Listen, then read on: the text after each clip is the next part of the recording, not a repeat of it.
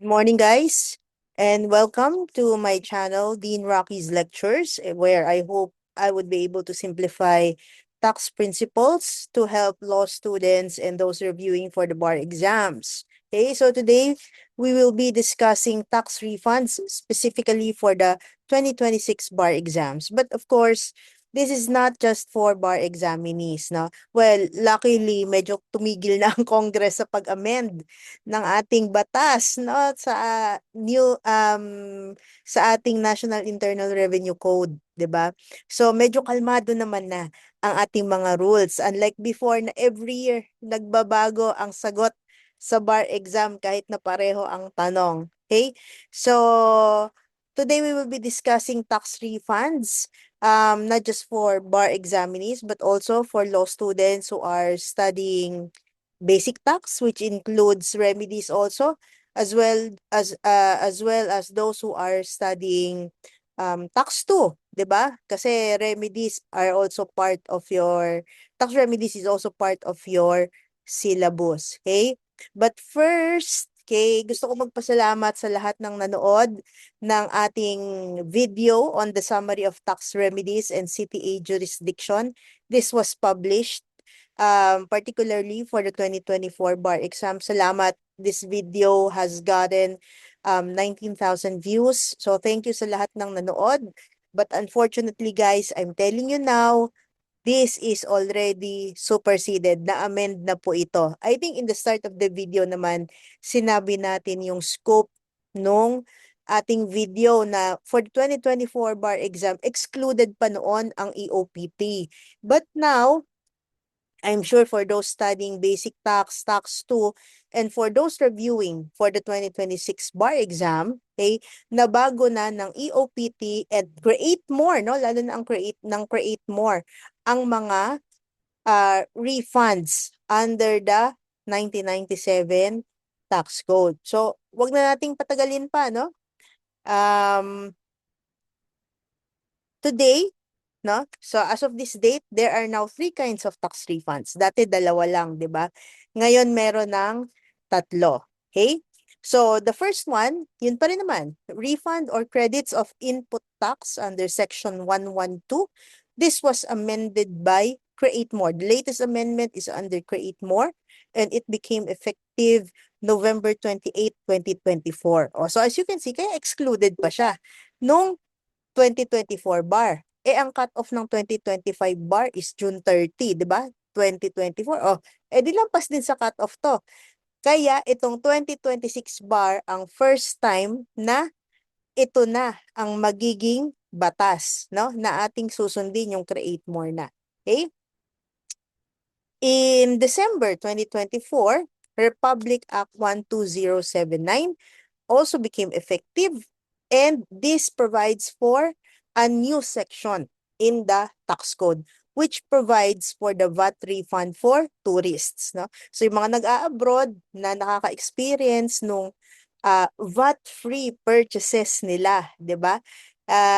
You know that there are several kinds of refund mechanisms for this available for tourists abroad. And now, meron na rin tayo sa Philippines. So, malinaw naman yung rule under section 112A. We will also discuss that. Okay? Because as you can see, effective December 2024, pasok na pasok yan sa coverage ng 2026 bar exam. And of course, we also have refund of erroneously paid taxes under section 229. Okay? The latest amendment to this section is under EOPT, Ease of Paying Taxes Act, which became effective in January 2024. No? So nag-iba na yung sagot, although ito na rin naman na yung principle for the 2025 bar, uulitin lang natin for the 2026 bar exam kasi hindi na nga applicable yung nandun sa video natin for the 2024 bar. So ito na yung latest version. Okay? So let's start with the first kind of refund, which is the VAT refund. Okay? Guys, when we talk of VAT refund, we are applying for a refund of the excess input tax, 'di ba? So, under section 112 of the tax code, as you can see, ang title niya, refunds of tax credits of input tax. And there are only two grounds, okay? There are two grounds for the refund of input tax credits. These are under section 112A and 112B. Ano tong mga to? Okay? So the first one is because your sales are zero rated or effectively zero rated. Okay? Again, guys, how do we compute for your VAT due or VAT payable? 'Di ba? Output tax less input tax equals VAT due, no? So again, output tax from your sales less input tax from your purchases equals VAT due. So now, what happens if your sales are zero rated? Eh di wala kang output tax, right? You do not incur any output taxes on your sales, 'di ba? Zero rated nga eh. Where can you find if your sales are zero rated, where can you find the basis? Under sections 106 and section 108, 'di ba? So, kung zero rated ang iyong sales, 'di ba? Ano mangyayari sa input mo? Mag-a-accumulate lang because there is nothing against which your input taxes can be credited, right? So 112A provides that any VAT registered person whose sales are zero rated or effectively zero rated may, kailan ang start ng reckoning ng period within which you can file your refund for excess input tax credit within 2 years after the close of the taxable quarter. Guys a lot of law students get confused with this. Akala nila pag-file ng return, ganyan. Or kung ano man yung nagsastart ng running of the reglementary period or prescriptive period, 'di ba? So it is 2 years after the close of the taxable quarter when the sales were made. Pwede siya mag-apply for the issuance of a tax credit certificate or refund of the creditable input tax due or paid attributable to such zero-rated or effectively zero-rated sales. Okay? So that's the first ground. The second ground is when the VAT registration is canceled. Okay? So any person whose registration has been canceled, bakit na-cancel? Number one is due to retirement from or cessation of business. Sarado na ang negosyo. Okay? Or two, due to changes in or cessation of status under Section 106C. Anong ibig sabihin nito, no? Dati kang VAT registered pero ngayon hindi na, no? Naging non-VAT ka na ulit, 'di ba? Pwedeng ganon. Okay? So, within 2 years from the date of cancellation, apply for the issuance of a tax credit certificate or cash refund. Again, the period to apply for, within which you can apply for a refund is 2 years pa rin. Pero kailan na ito ika-count? Counted from the date of cancellation. Okay? Again, two grounds. First, zero-rated ang sales mo. Second, na-cancel na ang VAT registration. Okay? So, this kind of refund, if you think about it really, is not the kind of refund na, ay, sumobra yung bayad ko, no? BIR, i-refund ko yung sobra. No. VAT refunds talk about or provide for that remedy because there's nothing against which you can use your input VAT credits. Wala kang pagagamitan, no? Either zero rated yung sales mo or your VAT registration has already been canceled, 'di ba? So saan mo gagamitin ngayon yung accumulated input tax credits mo, right? So the government gives you that remedy, no? Congress has given us that remedy of applying for input VAT credits, okay? So again, just to emphasize, because this is something that law students often forget, counted from when, no? Kung ang basis mo is zero-rated or effectively zero-rated sales, it's counted 2 years after the close of the taxable quarter. Remember, the final adjustment return for VAT is reckoned on a quarterly basis. So you have your first quarter, second quarter, third quarter, and fourth quarter. Walang annual VAT return, guys, ha? Fourth quarter yon. Okay? So, it's done quarterly.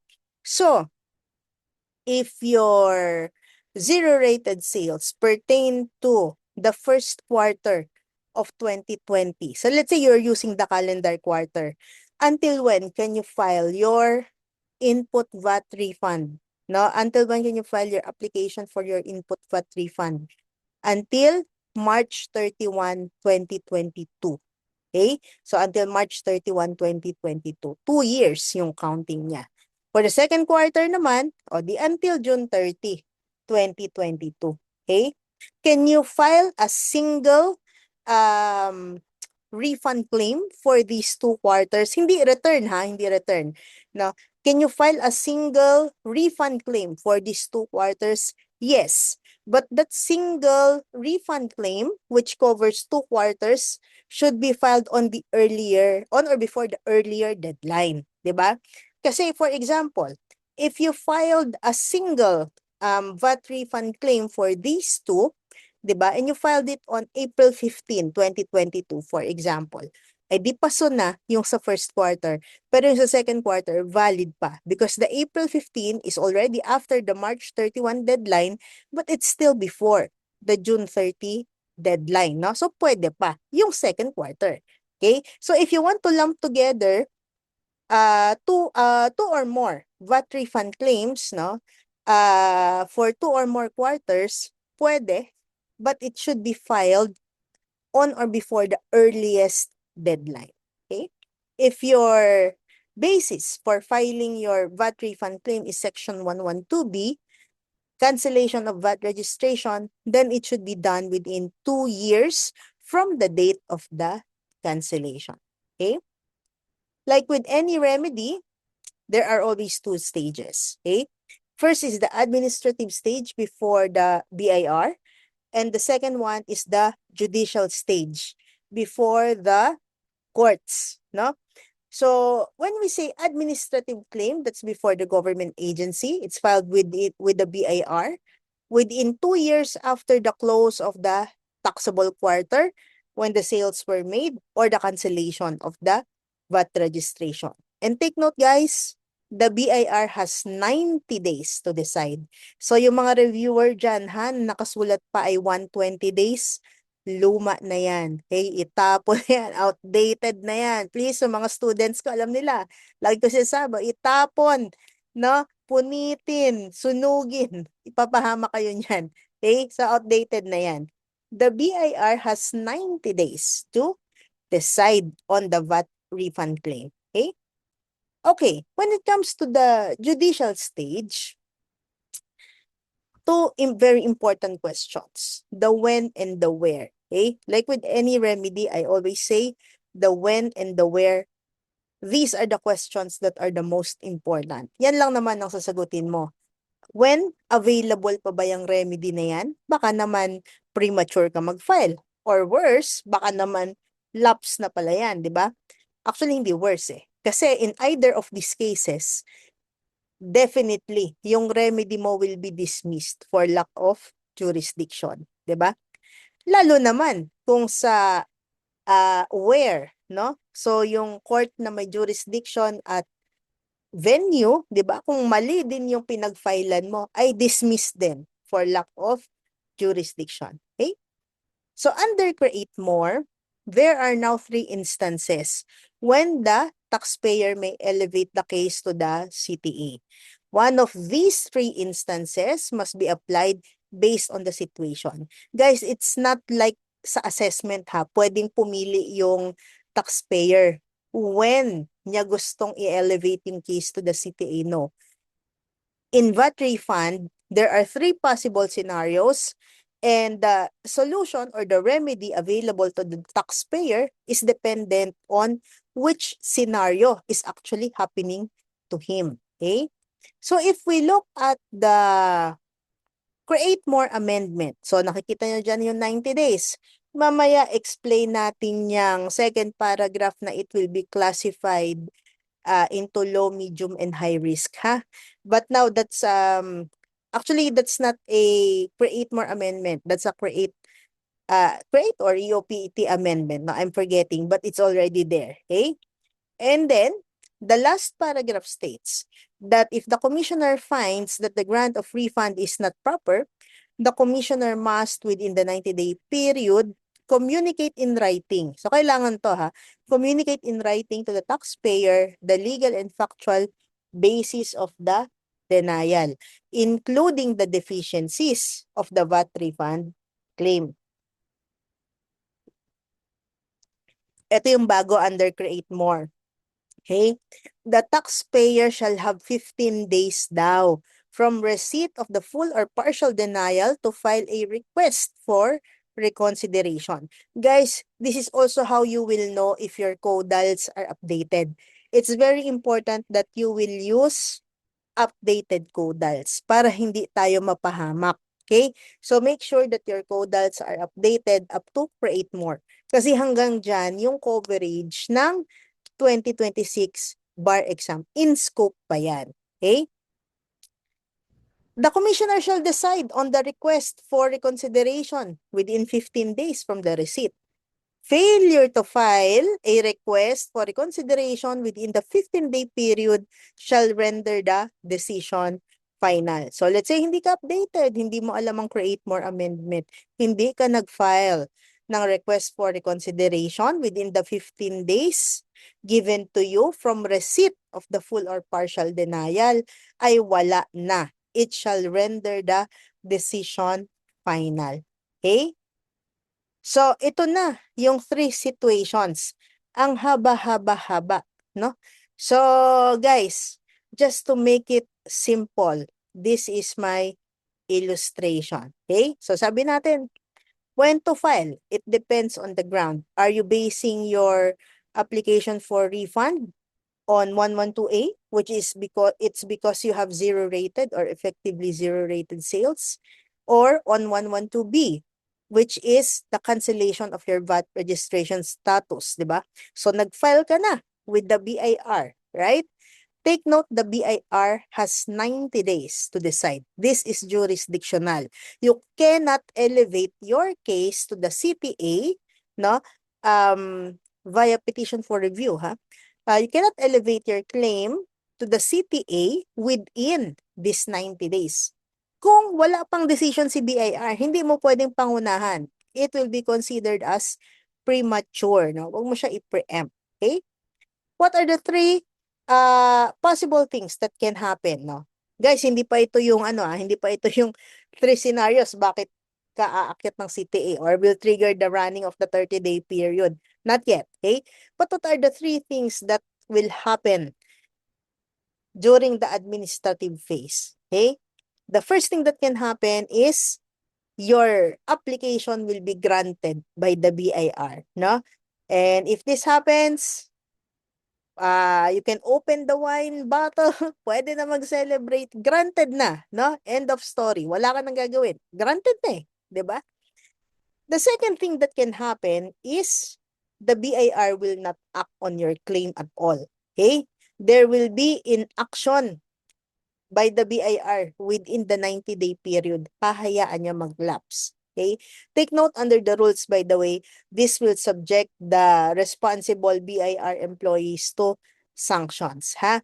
Because remember, they are required to give, as I mentioned earlier, they are required to give the taxpayer the factual and legal basis in writing.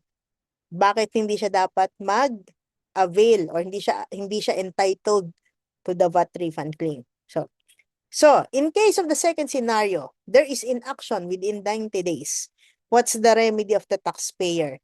The lapse of the 90-day period without any action on the part of the BIR will trigger the running of the 30-day period within which the taxpayer may elevate the case to the CTA. That is the first scenario, no? That is the first scenario when the taxpayer may elevate to the CTA. Within 30 days, counted from the inaction of the BIR within the 90-day period.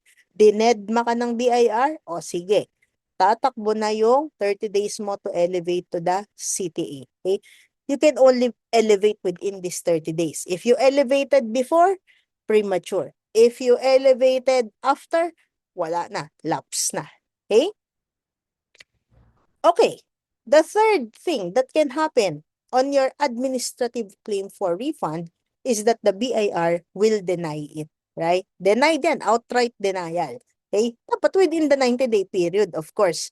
Kasi pag nauna yung 90 days, edi tatakbo na yung 30 days mo to file with the CTA, right? So the denial must happen within the 90-day period. Okay? What should you do?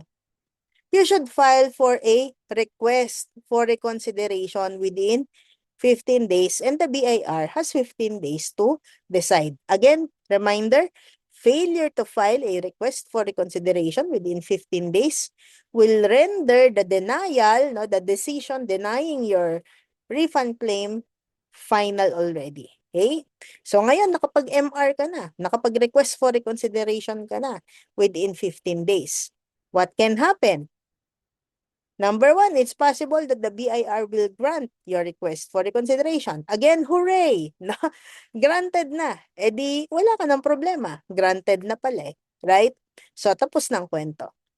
Second thing that can happen to your request for reconsideration is that it will be denied pa rin. No? Double denial ka. Diba? It will be denied pa rin by the BIR. In which case, okay, you now have 30 days from the receipt of the denial of your request for reconsideration to elevate the case to the CTA. That is scenario number 2, when you can elevate your case to the CTA. Okay? The third thing that can happen to your request for reconsideration is DEDMA. Okay? There is inaction by the BIR within 15 days. Kumbaga, while the BIR expressly denied your original application, your request for consideration was dinedma. Okay? There is inaction on your request for reconsideration. Remember, the BIR has just 15 days to decide. Okay? So this will trigger the running of the 30 days within which you can file the case with the CTA. You can now elevate it. That is the third scenario. Okay? So again, there are only 3 instances when you can file your case to the CTA. And these are all counted, or these are all within 30 days from the happening of any of the following. Okay? The first one is lapse of the 90-day period without any action on the part of the BIR. Okay? Second is within 30 days from the receipt of the denial of your request for reconsideration. Of course, it needs to happen within 15 days, di ba? And the third one is in action. You must elevate the case to the CTA within 30 days from the lapse of the 15 days given to the BIR to act on your request for reconsideration. So, tatlong scenario na yan, di ba? So, yung dating magulo na, lalo pang pinagulo pa. Okay? So, yan ang ating bagong rules under Create More. Okay? So, as you have seen earlier, there is a paragraph there under Section 112, which now considers the classification of refund claims into low risk, medium risk, and high risk. How is the BIR supposed to classify the risk? There are main risk factors such as the amount of the VAT refund claim. Gaano ba yan? Baka barya lang yan. Or baka naman nasa billions, right? Second is the frequency of filing of VAT refund claims. Okay? The third is the tax compliance history. And of course, the fourth would be other risk factors that may be identified. So yung frequency, every quarter ba nagpa-file ng claim yan o baka naman minsanan lang, right? Tax compliance history is about how compliant is the taxpayer in the sense na regularly ba ito nagpa-file ng tax return on time or baka naman kulang-kulang yung VAT returns nito, 'di ba? Or kung meron man baka late, 'di ba? So, how good is the tax compliance history of this taxpayer? So, these are the risk factors being considered by the BIR in terms of determining if you would be classified as low risk, medium risk, or high risk. What's the impact? The impact is for those who are classified as low risk, medium risk, and high risk, anong similarity muna nila? Kahit na anong risk classification mo, you are still required to submit complete documentary requirements prescribed by the BIR. Okay? So, walang pinagkaiba. You are still required to submit your complete documentary requirements. Magkakatalo tayo on the scope of verification of sales and purchases. Now, what does this mean? The BIR will, of course, check your documentary support for your claim of input VAT refund. Oo, input VAT refund is based on your input VAT paid on your purchases, right? But again, look at the basis, di ba? Most of the time, the basis of the, hindi nga most I would say 99% of the time, the basis for the claim for refund is 112A, that the sales are zero rated. So, not only do you need to prove your input VAT paid on your purchases, you also need to prove that your sales are indeed zero rated. Okay? Kaya, yan, no, may verification of sales and purchases. Okay? If you're classified as low risk, no verification at all. So, this most likely guarantees that the BIR will grant your refund claim. Okay? Hindi na kailangang i-verify eh. 'Di ba? If you are classified as medium, medium risk yung classification, at least 50% of your sales and purchases will be checked and verified. But if you are classified as high risk, ay i-check ng BIR yan lahat. 100% yung scope ng verification of sales and purchases. Alright? So, let's go to this case. So this is the case of CIR versus Filminera. As mentioned earlier, the BIR will check not only the supporting documents for your input VAT, but they will also need to prove or that the taxpayer also needs to prove that the sales are indeed zero rated as the basis of the VAT refund claim. So here, in this case, the Supreme Court said, the proof of actual export of goods sold by a VAT-registered taxpayer to a BOI-registered enterprise is necessary for the transaction to be considered zero-rated export sales. Okay? The taxpayer claiming a refund, kung sino man ang nag-claim ng refund, okay, needs to prove that your sales are indeed zero rated. And in this case, Filminera needed to submit a certification from the BOI attesting the actual exportation of the products. Otherwise, the claim shall not be granted. Okay?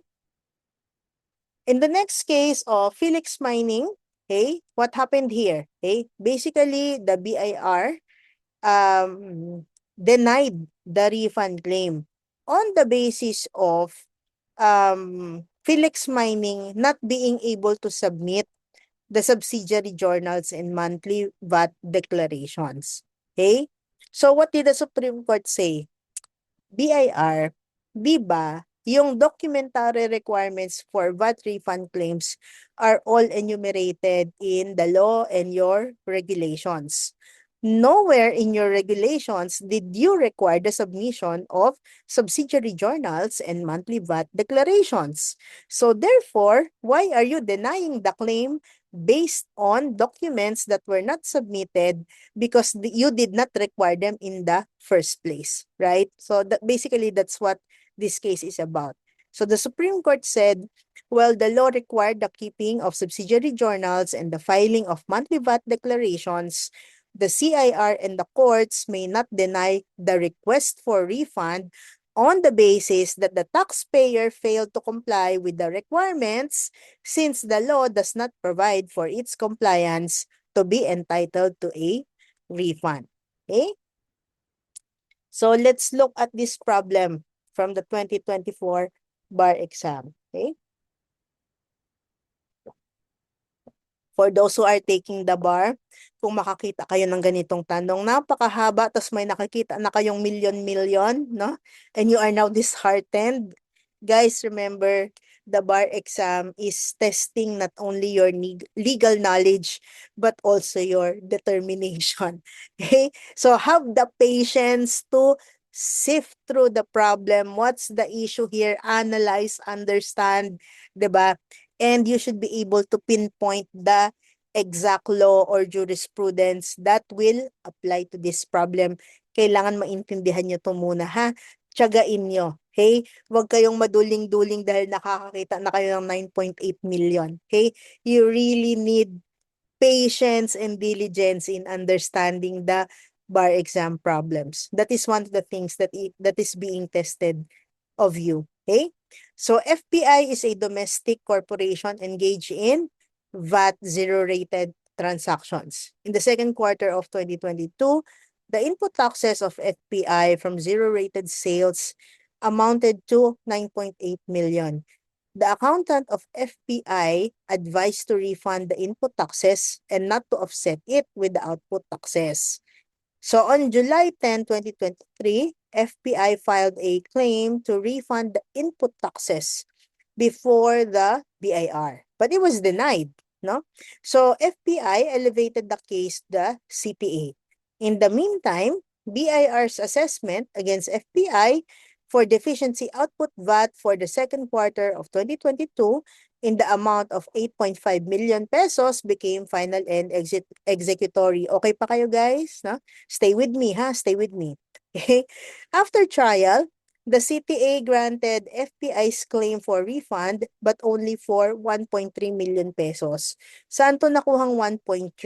No? So it's the 9.8 million pesos from the zero-rated sales, okay? So it's the input tax from the zero-rated sales less, no, the assessment for deficiency output of 8.5 million. So that equals 1.3 million, okay? The CTA held that since FPI has deficiency output taxes for 2022, the input taxes must first be applied against the deficiency taxes and only the balance should be allowed for refund. So in short, nag-decide na si CTA na, since may utang ka pang 8.5, doon mo na i-apply yung 9.8. And then kung ano lang yung tira, ano lang yung sobra, then so only yon, no? Yun lang ang dapat i-allow as refund. Okay? On the other hand, FPI argues that the taxpayer claimant has the option to charge the input tax from zero-rated sales against output taxes. Question: may the CTA offset the input tax against the deficiency output tax even without the taxpayer claimant choosing this option? Explain. The answer is found under Section 1110B and in the case of Chevron Holdings. Okay, so this is a 2024 bar question. So the answer is in a case penned by then Bar Chair Justice Lopez. Okay? No, the CTA may not offset the input taxes against deficiency output taxes. In a case decided by the Supreme Court, it was ruled that the input tax attributable to zero-rated sales may, at yung pinakamahalaga, may, at the option of the VAT-registered taxpayer, either, number 1, charge against output tax, or 2, claimed for refund. It must be stressed that the remedies of charging the input or applying for a refund are alternative and not cumulative. The CTA and even the court may not on its own deduct the attributable input tax, no, to zero-rated sales from the output tax derived from the regular vatable sales first and then use the remaining amount as basis for the refund, no? So applying this principle to the given problem, the option on whether the input taxes against the output tax will be credited or whether they will apply for a refund belongs to the taxpayer and not to the CTA. Okay? All right. So that's it for VAT refund. Sana nakuha niyo yung um, amendments under create more. Okay? So now we go to the second kind of refund, which is the VAT refund for tourists. Okay? Guys, I lifted this directly. No? Yung itong screenshot na to is directly from the BIR website. Okay? So, in section 112A, this provides for the VAT refund for tourists. Okay? So, punta muna tayo sa pinakadulo, guys. Na itong kagandahan ng tax code. Pagkatapos ng lahat ng discussion, tsaka lang siya magde-define. Di ba? So, sa dulo ng section 112A, we will see that for the purpose of this section, the term tourist or who is entitled to a refund, 'di ba? So yung tourist lang. And a tourist means a non-resident foreign passport holder. So bawal ang Filipino citizens, no? Bawal lalo ang residents, 'di ba? Kasi this means a non-resident foreign passport holder. Okay? So a tourist shall be eligible for a VAT refund on locally purchased goods dito, no? This is following the cross-border destination doctrine, 'di ba? So, ano yung mga requirements? Number one, that the goods are purchased in person, ha? In person, bawal ang proxy. In person by the tourist in duly accredited stores. So, most probably, just like abroad, soon we will be seeing tax-free, no? Stores or refund available here. O, di ba? Kasi ibig sabihin, magpapa-accredit yung mga store kung saan pwedeng yung purchase mo ay subject to VAT refund. Okay? Second requisite, the goods should be taken out of the Philippines by the tourist within 60 days from the date of purchase. So this is the embodiment of the cross-border doctrine that goods destined for consumption that are supposed to be consumed, no? Destined for consumption outside the Philippines should be not subject to consumption tax or VAT within the country, 'di ba? Third requisite, the value of the goods purchased per transaction is equivalent to at least 3,000 pesos, subject to adjustment, no? Ito by Secretary of Finance. So, ibig sabihin, dapat yung binili, at least 3,000 pesos. Marami-raming chocolate siguro yon, no? Okay? So, these are the three requisites before a tourist shall be eligible for VAT refund. So, and as you can see in B, C, and D, these other subsections here provide for the mechanics of how the tourist may get the refund. Okay? So, now we go to the third kind of refund. And this is the refund of the taxes erroneously paid. Okay? So, recovery of tax erroneously paid or illegally collected. Okay? When will this happen?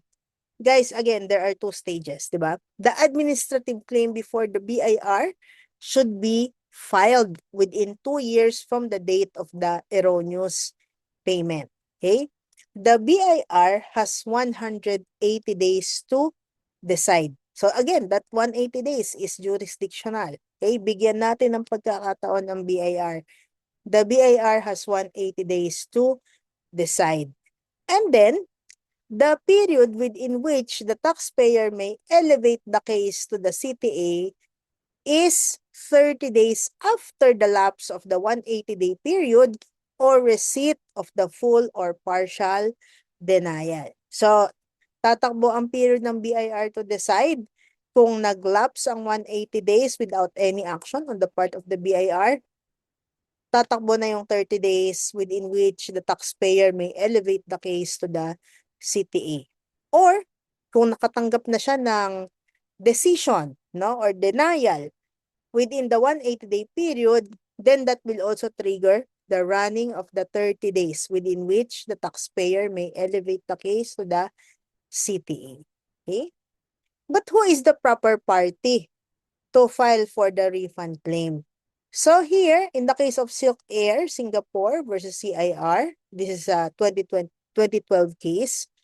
In this case, Silk Air filed the claim for tax refund based on Section 135B of the NIRC. So ano ba nangyari dito? Si Petron yung statutory payer ng excise taxes. Pero as an indirect tax, these excise taxes are being shifted to Silk Air, who ultimately bears the burden of the excise taxes. So the impact or the statutory taxpayer is with Petron, but the incidence or the one who directly or the one who bears the burden of the tax is Silk Air. Okay? So, who is the proper party?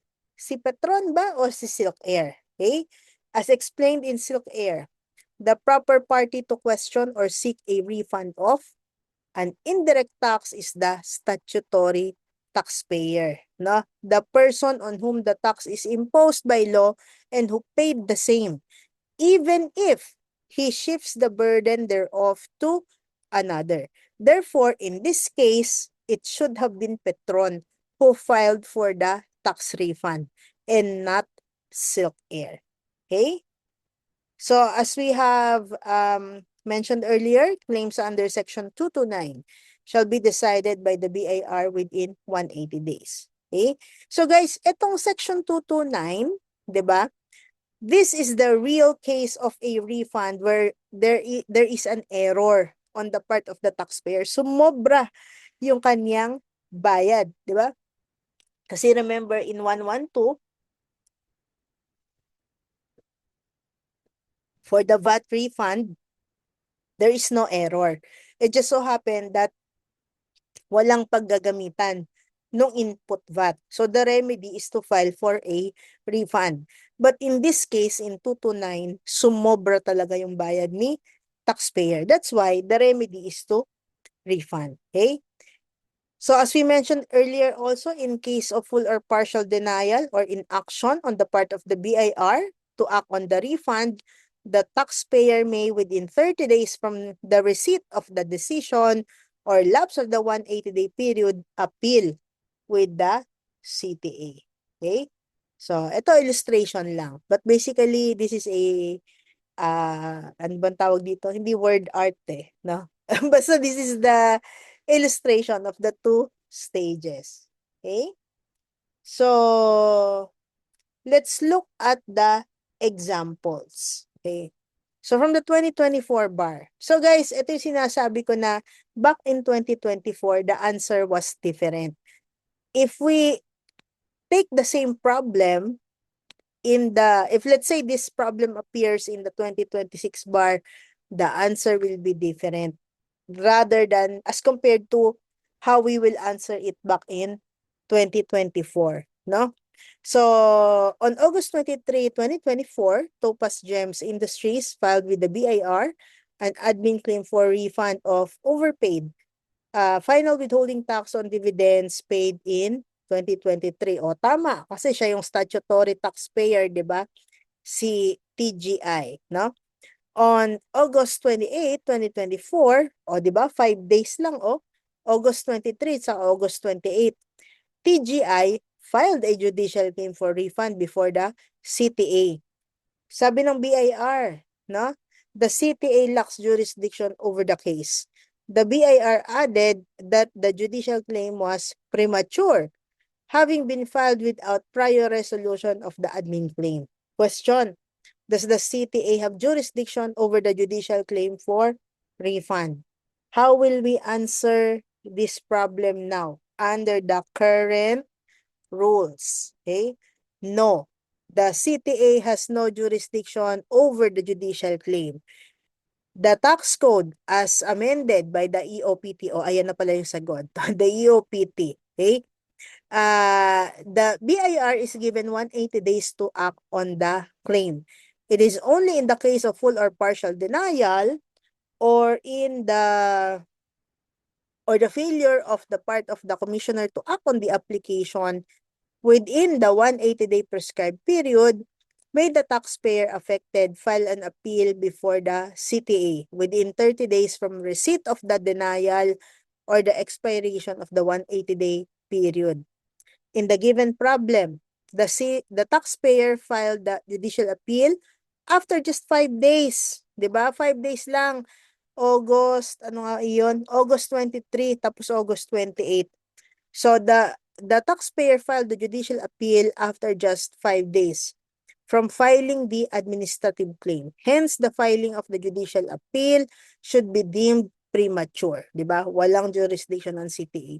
Guys, as you can see, no, in the bar exam, the prescribed format for your answers is the CLA format.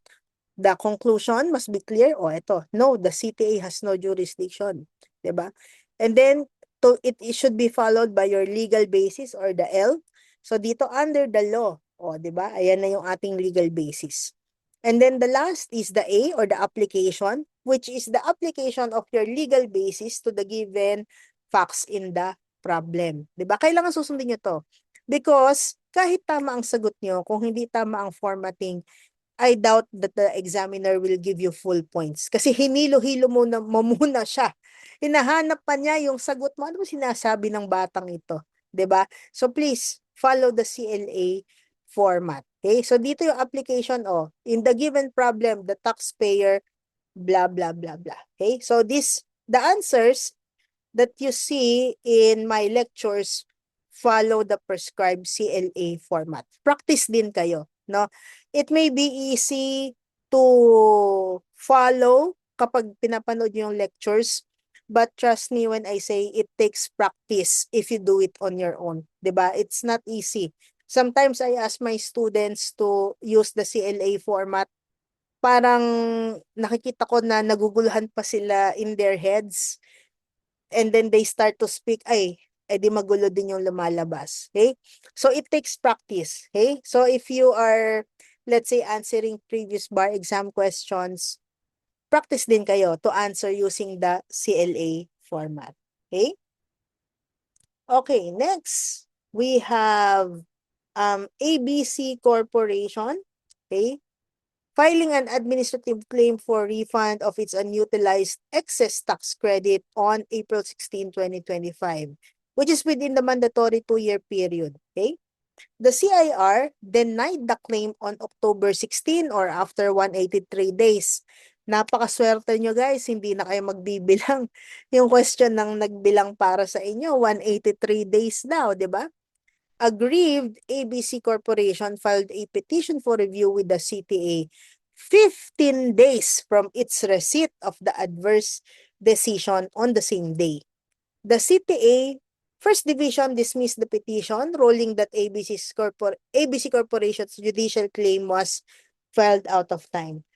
Is the dismissal of the petition proper, no? Guys, tandaan nyo, dito, nauna kasi yung lapse nung 180 days bago yung decision. Okay? So, the running of the 30-day period should start from the lapse of the 180 days. Yun lang, swerte, di ba? 3 days from 180, no, 183 days kasi, 3 plus 15 from receipt of the adverse decision, 18 days. Pasok pa rin dun sa 30-day period when the taxpayer may elevate the case to the CTA. No? So, the answer here is no. The dismissal was not proper as the judicial claim was timely filed. Pasok naman kasi sa 30 days. Under the tax code as amended, the BIR is given 180 days to act on the administrative claim for refund of erroneously paid or illegally collected taxes. It is only in the case of full or partial denial or the failure on the part of the commissioner to act on the application within the 180-day prescribed period may the taxpayer affected file an appeal before the CTA within 30 days, diba? From the receipt of the denial or the expiration of the 180-day period or application. In the given problem, the taxpayer filed the judicial appeal on the 18th day after the lapse of the 180-day period, which is well within the 30 days given to the taxpayer to elevate the case to the CTA. Hence, the filing of the judicial appeal should be deemed proper. Yun ang sagot. Okay? Alright. Here, let's look at this case. Interesting lang. Na CIR versus San Miguel Corporation. Okay, this is the last case. Okay? So, sabi ni San Miguel, no, medyo matalino din eh. Remember, this is refund of erroneously paid or illegally collected taxes. Eh, di solusyo indebity pala yun, di ba? And under the tax code, prescriptive period for actions based on solution indebity is 6 years daw. So, the 6-year period should apply and not the 2 years. So, tama ba yun? No? According to the Supreme Court, no. Given that excise taxes are imposed and collected under the tax code, then the claim for refund of such excise taxes, illegally or erroneously collected, shall logically be governed by the tax code as well, including the applicable prescriptive period for such claim. There is no need to refer to the civil code. Diba? The tax code is a special law and it is a basic tenet in statutory construction that between a general law and a special law, the special law prevails. Okay? So, try lang naman, sabi ni San Miguel. Eh, sabi na Supreme Court, no. Okay? So, that's it, guys, for the 3 kinds of refunds. And I tell you, okay, so this is my message to the 2026 bar examinees. Pain is temporary, glory is forever. Okay? You don't want to be in the exam room thinking, sana pinagpuyatan ko na lang, sana nagbasa pa ako, 'di ba? Rather than regretting the fact that you studied less than your what you're actually capable of, right? So, thank you and best of luck in the bar exams for this year's bar examinees. Good luck to our law students in your exams. I hope you learned something from this lecture. Of course, like, share, and subscribe my YouTube channel, Dean Rocky's Lectures. You can catch me on Twitter and TikTok using the handle What Rocky Thinks.